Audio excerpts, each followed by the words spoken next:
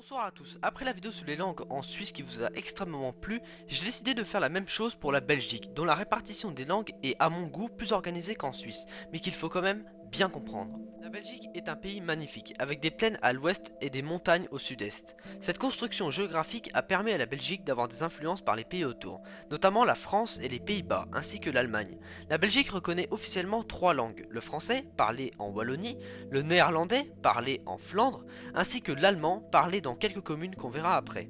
La Belgique a donc une incroyable diversité linguistique et culturelle. Mais malheureusement, contrairement à la Suisse, cette diversité fait parfois naître quelques tensions.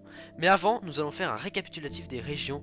La Belgique est officiellement divisée en trois régions administratives. La Wallonie, parlant principalement français, le français wallon plus exactement, un dialecte assez proche du français.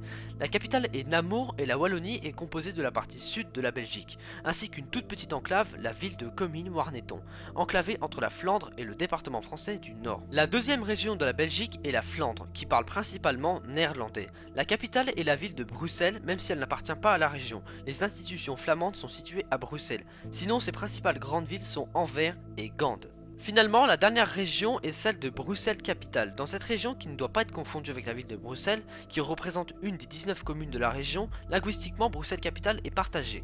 61% de la population parle français, tandis que 22% parlent néerlandais. C'est donc une région énormément diversifiée. Maintenant, allons voir les problèmes que cette fusion entre deux cultures totalement opposées peuvent engendrer. D'abord, il y a les problèmes économiques. En effet, la Flandre est particulièrement plus riche et le taux de chômage y est moins élevé qu'en Wallonie, ce qui attise certains partis politiques flamands pour une potentielle sécession, notamment NVA. Sans oublier la communauté germanophone, composée de seulement 9 communes, ce qui en fait la communauté la moins peuplée de Belgique. Cette dernière revendique parfois une indépendance vis-à-vis de la Wallonie et la création d'une quatrième région. Donc voilà, j'espère que cette petite vidéo vous aura plu. N'hésitez pas à aller voir ces deux vidéos qui sont importantes pour l'avenir de l'humanité. Je vous dis à la prochaine. Allez, ciao!